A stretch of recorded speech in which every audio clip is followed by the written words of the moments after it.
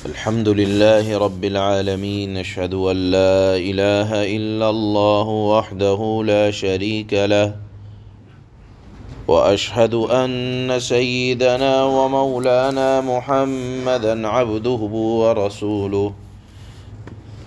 أما بعد، فأعوذ بالله من الشيطان الرجيم. بسم الله الرحمن الرحيم.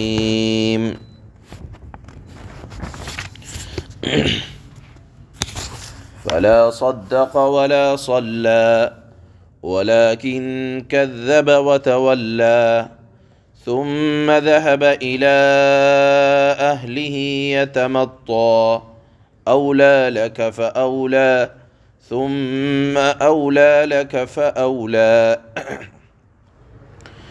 أيحسب الإنسان أن يترك سدى، ألم يك نطفة من مني يمنى، ثم كان علقة فخلق فسوى فجعل منه الزوجين الذكر والأنثى، أليس ذلك بقادر على أن يحيي الموتى؟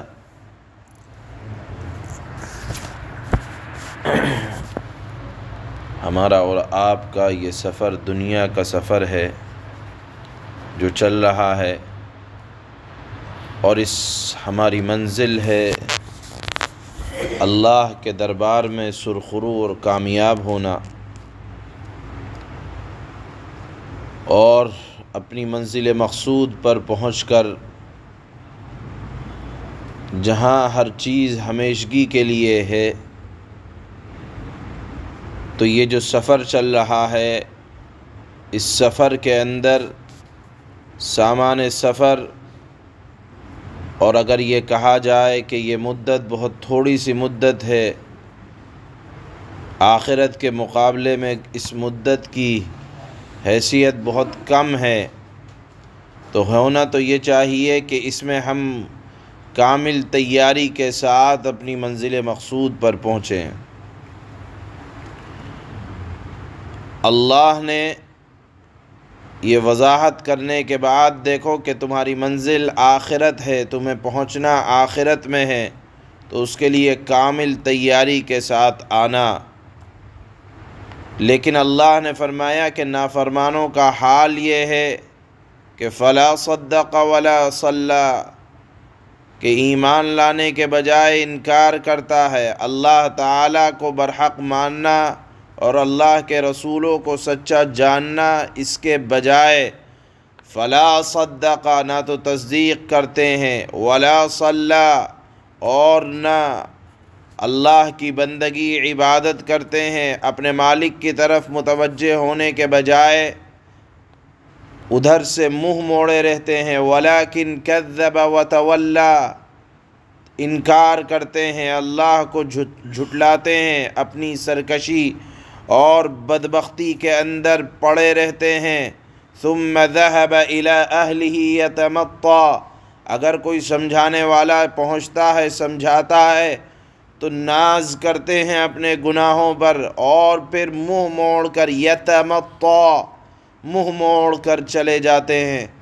اللہ نے ایسے نافرمانوں کا انجام بیان فرمایا کہ اپنی نافرمانی پر فخر نہ کرو، اپنی نافرمانی پر اترانے کی ضرورت نہیں ہے۔ اولی لک فاولی ثم اولی لک فاولی، یہاں اللہ نے ایک ہی لفظ کو 4 مرتبہ استعمال کیا، اولی لک، کہ تیرے لیے کم بختی ہو، فاولی، کم بختی آنے والی ہے، ثم اولی لک، پھر تیری کم بختی ہے، پھر کم بختی پر کم بختی آنے والی ہے۔ یہ 4 جملے اللہ نے ایک ہی لفظ کے استعمال کیے کہ ایسے نافرمانوں پر جو اپنی نافرمانی کے اندر فخر کرتا رہتا ہے، نماز نہیں پڑھی تو افسوس ہونا چاہیے جائے کہ اسی پر آدمی فخر کرنے لگے کہ دیکھو میں نافرمان ہوں اور اللہ نوازے جا رہا ہے۔ اللہ نے ایسے بدحال کے لیے ارشاد فرمایا کہ کم بختی، خرابی پر خرابی، تباہی پر تباہی آنے والی ہے۔ یہاں 4 مرتبہ اس جملے کو اس لیے فرمایا کہ پہلی تباہی تو موت کے وقت شروع ہو جائے گی، اور دوسری تباہی عالم برزخ یا عالم قبر میں، اور پھر تیسری تباہی عالم حشر میں، اور چوتھی تباہی انجام کے اعتبار سے جہنم۔ اللہ نے فرمایا اَيَحْسَبُ الْإِنسَانُ أَن يُتْرَكَ سُدًى، کیا انسان یہ خیال کرتا ہے کہ اسے یوں ہی مہمل بیکار چھوڑ دیا جائے گا؟ انسان کوئی کام کرتا ہے تو بیکار نہیں کرتا۔ اللہ نے اتنی بڑی کائنات کو کیا یوں ہی بیکار پیدا کر دیا کہ جو چاہے کرے؟ نہیں، اللہ نے جانوروں کی طرح ہمیں جینے کا حکم نہیں دیا، انسان کو انسان کی طرح جینے کا حکم دیا ہے کہ دیکھو تھوڑی سی زندگی ہے، اطاعت کے ساتھ گزارو۔ جب ایک کام انسان بغیر کسی مقصد کے نہیں کرتا تو اللہ نے اتنی بڑی کائنات کو بغیر مقصد کے نہیں پیدا کیا، اطاعت کے لیے پیدا کیا ہے، تو اطاعت کرتے رہنا چاہیے۔ اور اطاعت کے اندر آتے ہیں تمام اوامر جن کا اللہ نے حکم دیا، اور تمام نواہی سے بچنا جن سے اللہ نے روکا۔ یہ کرتے اور بچتے رہنے کا نام شریعت ہے۔ اسی کو اللہ نے فرمایا کہ انسان یہ خیال نہ کرے کہ اس کو بیکار اور مہمل چھوڑ دیا گیا، بلکہ اطاعت کے لیے پیدا کیا گیا ہے۔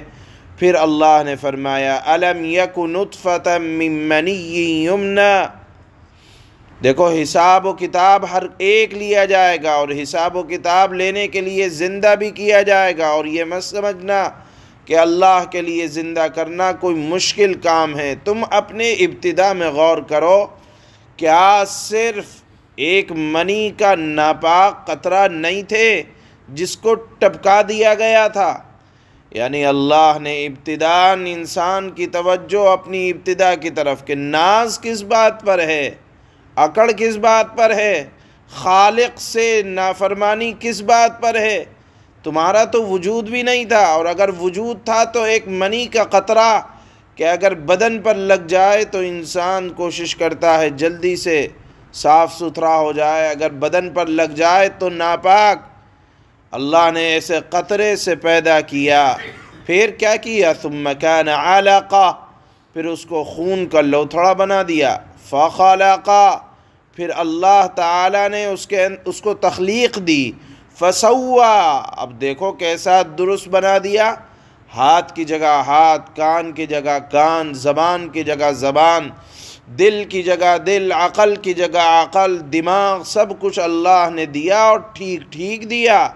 ذرا سی اگر ایک رگ خراب ہو جائے دماغ کی تو لوگ اس کو پاگل اور دیوانہ کہتے ہیں۔ اللہ نے سارے اعضاء سلامت بنائے، انسان بنایا، فجعل منہ الزوجین الذکر والانثى، ٹھیک ٹھیک بنانے کے بعد پھر کسی کو مذکر بنا دیا، لڑکا بنا دیا، والانثى، اور کسی کو عورت بنا دیا۔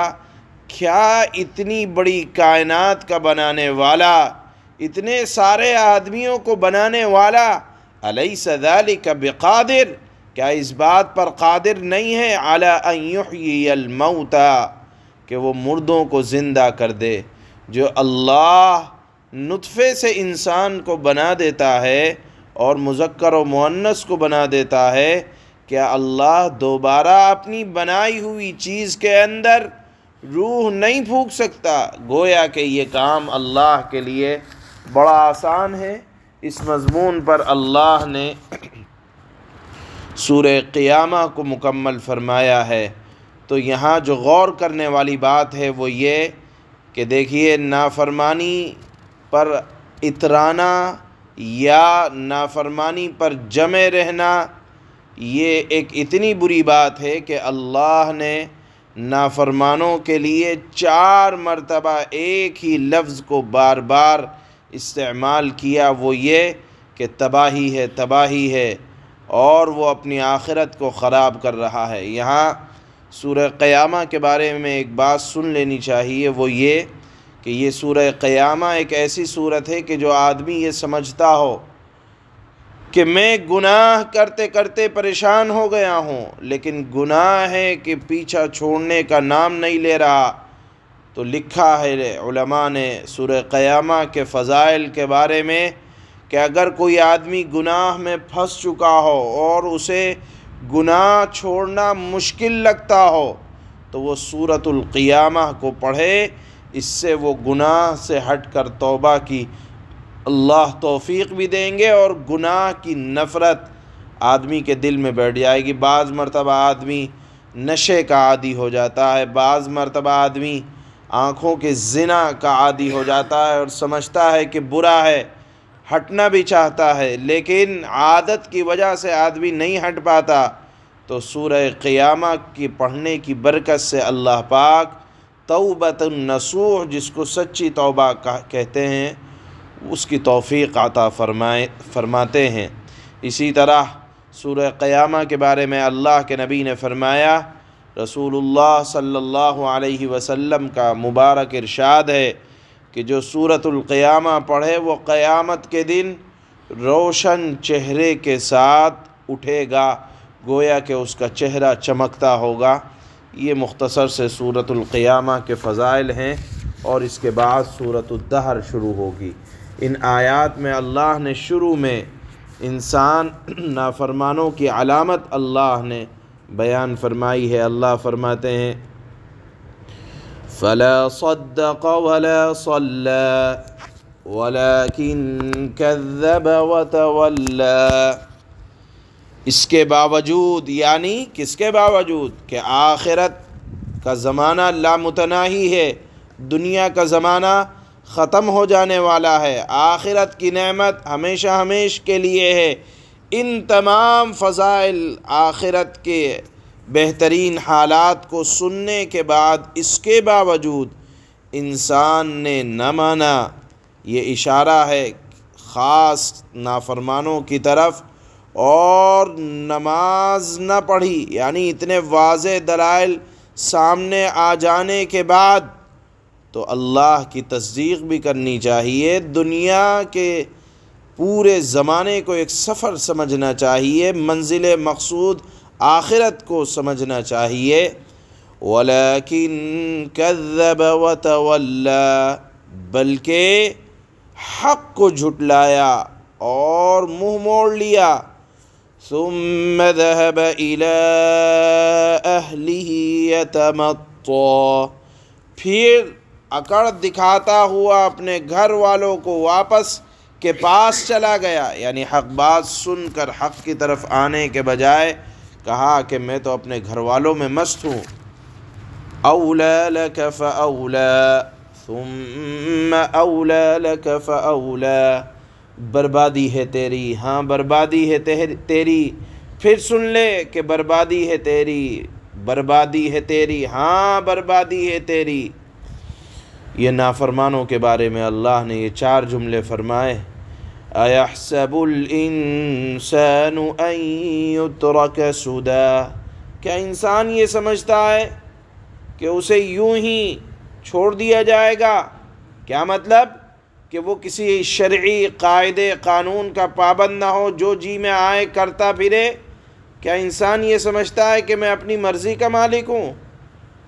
أَلَمْ يَكُ نُطْفَةً مِّن مَّنِيٍّ يُمْنَىٰ، کیا وہ اس منی کا ایک قطرہ نہیں تھا جو ماں کے رحم میں ٹپکایا جاتا ہے؟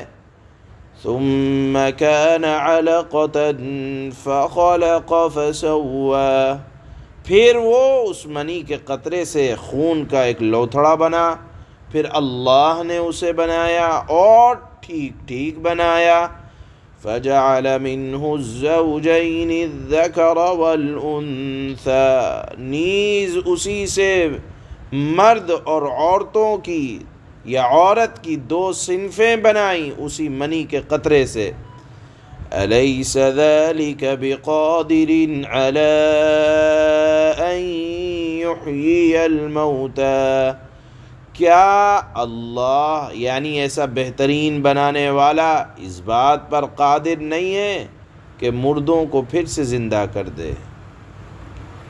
سبحان اللہ۔